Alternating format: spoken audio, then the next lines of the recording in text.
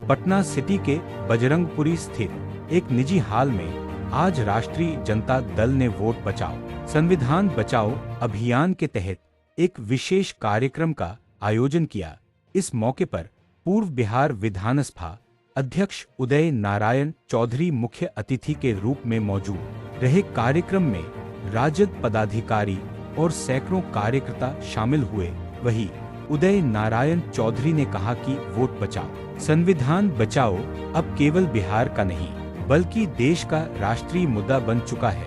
उन्होंने कहा कि पहले चुनाव आयोग एडिशन और डिलीशन दोनों का काम करता था, लेकिन अब केवल नाम काटने पर जोर दिया जा रहा है। उन्होंने सवाल उठाया कि मात्र एक महीने के भीतर 7-8 करोड़ लोगों की जांच कैसे संभव है। उन्होंने लोकसभा चुनाव को लेकर भी सवाल उठाया कि पहले हुए चुनाव भी इसी आधार पर कराए गए, लेकिन उस समय एडिशन के आंकड़े सार्वजनिक नहीं किए गए।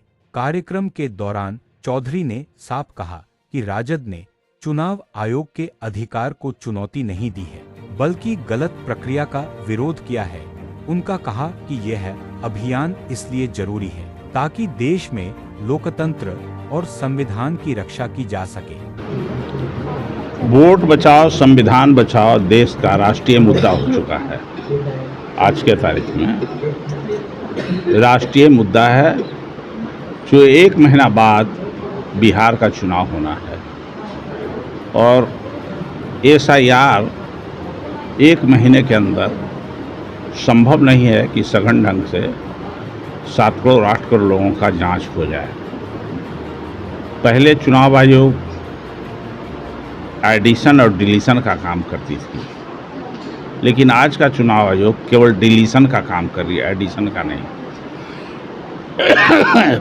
65 लाख लोगों के वोट काटने का नाम बता दिया, जो इन्हीं की गलती से थी। अगर थी तो पीछे लोकसभा का चुनाव भी इसी आधार पर हुआ, लेकिन कितने लोग एडिशन हुए ये नहीं बताएं। तो इतने कम समय में अपने माता पिता का जन्म स्थान का प्रमाण पत्र देना क्या संभव है? संभव नहीं है। हम लोगों ने भी इसका विरोध किया है। इसलिए विरोध किया है, चुनाव आयोग के अथॉरिटी को हम लोगों ने चैलेंज नहीं किया है।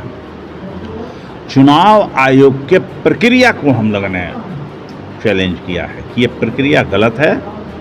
जो काम 1 साल 1.5 साल में होता उसको आप 1 महीना में पूरा करना चाहते हैं। इसलिए हम सब लोग कहते हैं वोट बचाओ संविधान बचाओ।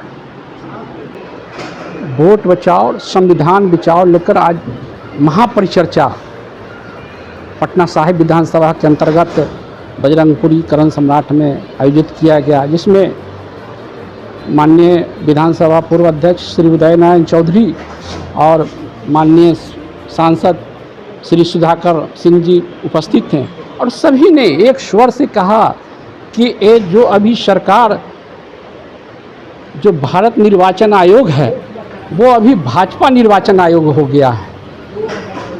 जनता का नाम किस तरह काटा जा रहा है। पहले ड्राफ्टिंग कमेटी को दिखाया, ड्राफ्टिंग कमेटी में नाम दिखाया, अब जो है नो डॉक्यूमेंट्स एक अलग निकाला है। नो डॉक्यूमेंट्स में सारा जो 80-70 से वोट देते आ रहा है उस व्यक्ति का नाम भी नो डॉक्यूमेंट्स में दे दिया है। जो लिस्ट मेरे पास है और उसका नाम अगर नो डॉक्यूमेंट्स, मेरे माता पिताजी कहाँ से जन्म प्रमाण पत्र देंगे? हम लोग कहाँ से लाएंगे?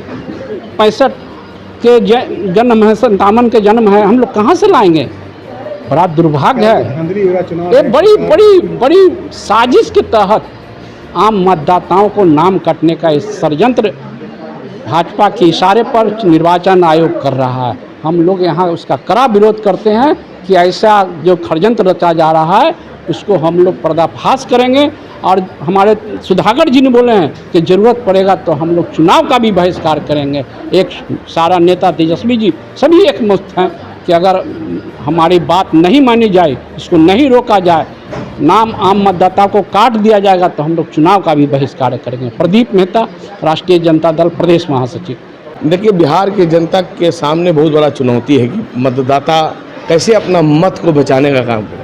आज उसी उद्देश्य से वोट बचाओ और संविधान बचाओ के हेतु आज संगोष्ठी का आयोजन किया गया और संगोष्ठी में लोगों को जागरूक करने का काम किया गया कि भाई जब वोटी मतदाता जब मत का प्रयोग नहीं होगा तो चुनाव का क्या परिणाम आएगा। अब किसको कौन किसको देगा वोट, उससे मतलब नहीं है। एक मतदाता 65 लाख लोगों का नाम आपने काट दिया। आज क्या मजबूरी हो गई कि बिहार में मतलब 1 महीना के अंदर आपने पुनरीक्षण करा रहे हैं।